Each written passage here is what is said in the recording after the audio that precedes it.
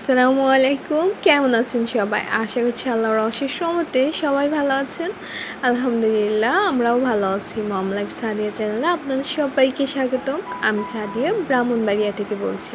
অন্যান্য দিনের মতো সংসারের কাজকর্ম নিয়েই থাকছে আজকের ব্লগটি। আশা করছি আপনাদের কাছে ভালো লাগবে। আর ভালো লাগলে প্লিজ একটা লাইক দেবেন, আর এরকম ভিডিও দেখতে চাইলে চ্যানেলটিকে সাবস্ক্রাইব করে পাশে থাকবেন। আজকের ভিডিওটা সকাল 10টা থেকে শুরু করেছি। তো যে কাপড়গুলো ছিল সবগুলো ধুয়ে বেলকনিতে দিয়ে দিয়েছি। দিয়ে এই তো রুমে এসেছি, আর মেয়ের জন্য গতদিন এই চুড়িটা কিনেছিলাম, তো কেমন হয়েছে সেটাই দেখানোর জন্যই আর কি দেখাচ্ছি। আর চুড়িটা না আসলে আমি তেমন দরদাম করে কিনতে পারি না, তো আমাকে নাকি ঠকিয়েছে বাচ্চাদের বাবা, সেটাই বলল। তো যাই হোক, যেমনই হোক মেয়ের জন্য কিনেছি, পছন্দ হয়েছে, সেটা আমার কাছে অনেক কিছু। আর দেখেন না, একটু মনও খারাপ হয়েছে আমার, আজকে স্ট্যান্ডটা ভেঙে গিয়েছে ভিডিও করার সময়। আসলে মোবাইলের যে ভারটা না, ওটা নিতে পারে না এই স্ট্যান্ডটা, তো জোর করে করতে গেলে যেটা হয় আর কি, সেটাই হয়েছে।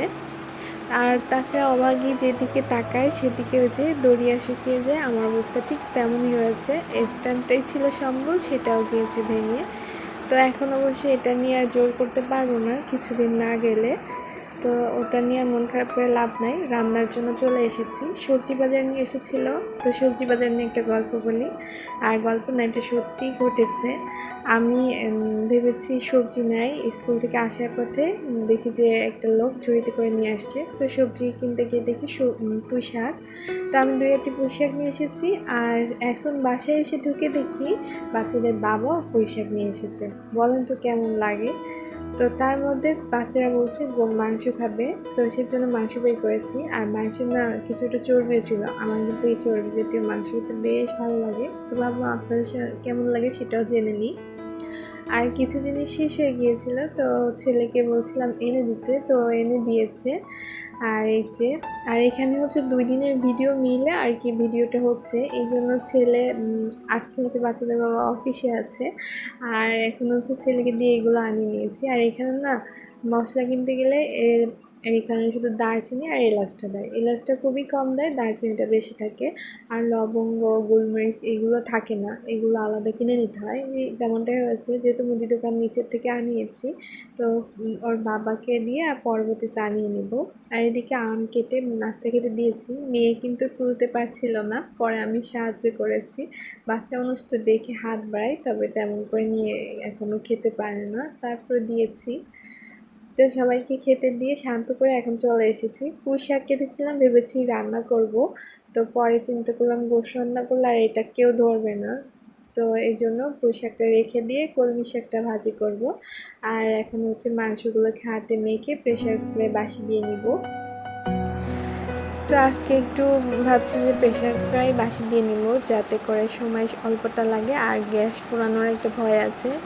যেহেতু ঈদে রান্না হয়েছে, অনেক চাপ গিয়েছে, তো কখন জানি শেষ হয়ে যায় একটা ভয়। আর আমার ইলেকট্রিক চুলাটা একটু ডিস্টার্ব দিয়েছে, ওটা একেবারে দোকানে দিয়ে এসেছি, তো সেজন্য অপেক্ষা করছি যে কখন আনবো। আর সেসব চিন্তা থেকে আর কি শর্টকাটে কাজগুলো সেরে নিচ্ছি, যাতে গ্যাসটা একটু সাশ্রয় হয়।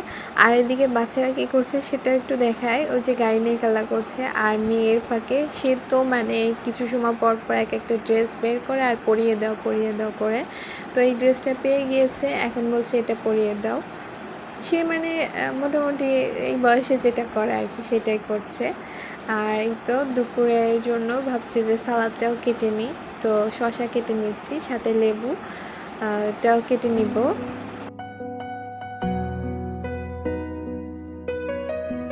আমার কিন্তু শাক ভাজির সঙ্গে লেবু খেতে বেশ মজার লাগে, আর এই জন্য আমি কেটে নিচ্ছি।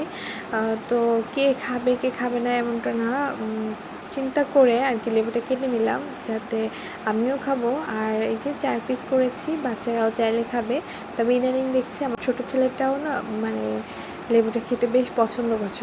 আমরা যেমন ভাতের সঙ্গে চিপটে নিচ্ছি, ও একেবারে সরাসরি সুদাটাই খেয়ে নিচ্ছে। কীভাবে নিচ্ছে আমি জানি না, তবে খেয়ে ফেলছে। এটা দেখে ওর ভাই আবার কিন্তু আমাকে প্রশ্ন করছে যে আম্মু এটা কিভাবে করছে। তো আমি বললাম যে তুমি একবার ট্রাই করো। ও সত্যিই ট্রাই করতেছে, বললো না না আমি এটা পারছি না। এমনি কিন্তু ও টক জাতীয় খাবার মাখিয়ে দিলে বেশ পছন্দ করে, তবে ভাইয়ের মতো, ছোটো ভাইয়ের মতো এটা কিন্তু করতে পারছে না। আবার ছোটো ছেলে কিন্তু মাখা মোখা খাবারের থেকে মিষ্টি জাতীয় খাবার বেশি পছন্দ করে। তো যাই হোক, দুজনের কিন্তু আবার বেশ পরিবর্তনও হয়েছে দেখছি। তো আমার কথা বলতে বলতে আমার কিন্তু সালাদটা কাটা শেষ, আর এদিকে আমি প্রেশার কুকারে বাসি দিয়ে নিয়েছি মাংসটা। তবে বেশি আর কি একেবারে গলিয়ে ফেলিনি, কিছুটা একটু শক্ত থাকবে এরকম অবস্থায় বাসিটা দিয়ে নামিয়ে নিয়েছি, কারণ আমি তো আবার চুলায় কষিয়ে নিব মাংসটা, সেজন্য। তো শাকটাকে আমি একটু ভাপ দিয়ে সিদ্ধ করে নিয়েছি, আর এখন তুলে নিয়ে হচ্ছে ভাজির জন্য পেঁয়াজ, কাঁচামরিচ আর রসুন দিয়ে দিচ্ছি। তবে পেঁয়াজটা না একটু মোটা মোটা করে কাটা হয়ে গিয়েছে, ভেবেছিলাম তো পুষে রান্না করবো তো বেটে দিব। তো পরে যখন ডিসিশন চেঞ্জ করেছি, তো তার আগে হচ্ছে পেঁয়াজ কেটে ফেলেছি। তো ভাবলাম বেশ কিছু সময় ধরে চুলার তাপটা একটু কমিয়ে দিয়ে ভেজে নিই পেঁয়াজটাকে, তাহলে ভালোভাবে ভাজা হবে আর শাকটাও খেতে বেশ মজার লাগবে। এমনিতে তো শাক ভাজিতে দেখা যায় আমি পেঁয়াজটা বেশ চিকন করে কেটে নিই, যেহেতু কুচি পেঁয়াজ যাবে। তো আজকে হচ্ছে একটু মোটা মোটাই হয়েছে, তবে খেতে কিন্তু মজাই হয়েছিল, খারাপ লাগেনি। আর পেঁয়াজটা বেশ ভালোই সফট হয়েছে, শাকের কালারটা কিন্তু দারুণ এসেছে, তাই না? যাই হোক, এখন হচ্ছে শাক ভাজি হয়ে গিয়েছে, নামিয়ে নিয়েছি। আর প্রেশার কুকারে এদিকে দমটাও ভালোভাবে বসেছি মাংসের সাথে। মাংসটাকে কষিয়েছি, সেই সাথে কয়েক টুকরা আলুও দিয়েছি। বাচ্চাদের ঘর আলু না দিলে কিন্তু হয় না, তো দিব না ভাবলেও দিয়েছি। আর আলুটাও আমার বেশ ভালোই লাগে, যেহেতু বেশ কিছুদিন ধরে ভুনা জাতীয় খাবার খেয়েছি, তো আজকে আলুও দিয়েছি। দিয়ে আর কি ঝোল ঝোল একটু আলু আর মাংস ঝোল করে নিলাম। তো এর ফাঁকে দেখেছেন মশলাটাও গুঁড়া করে দিয়ে দিয়েছি লাস্ট পর্যায়ে। দিয়ে সব রান্না শেষ, এখন ছেলে, মা, বাবা সবাই মিলে একসাথে বসে পড়েছি খাবার খাওয়ার জন্য। তো টেবিলে হচ্ছে মেয়ে তো আসলে টেবিল হাতে পায় না, তো বারবার ওঠানামা করে, তো পড়ে যাওয়ার একটা ভয় আছে। তো সেজন্য আমরা সবাই মিলে পার্টিতে একসঙ্গে বসে খাওয়ার চেষ্টা করি, আর এতে কিন্তু বেশ ভালোই মজাই লাগে, সবাই একসঙ্গে খাওয়ার মজাই আলাদা। তো আগে কিন্তু আমরাও ছোটোবেলায় দেখা গেছে গিয়ে, ছোটোবেলায় না এখনও আমরা বাড়িতে গেলে আমার আব্বু, আমরা সবাই একসঙ্গে খেতে বসি। আর আগে আমার দাদি ছিল, উনি কিন্তু একা কখনোই খেতে চাইতো না, সবসময় বলতো তোমরা আসো আমরা একসঙ্গে খাবো। তো সেই ফিলটা কিন্তু এখনও বেশ ভালোই কাজে লাগে। তো ওই অনুভূতিটা আসলে ভোলার না। যাই হোক, কথা বলতে বলতে একেবারে ভিডিওর লাস্ট পর্যায়ে চলে এসেছি। তো এখানেই বিদায় নিয়েছি, সবাই ভালো থাকবেন, সুস্থ থাকবেন, আল্লাহ হাফিজ, আসসালামু আলাইকুম।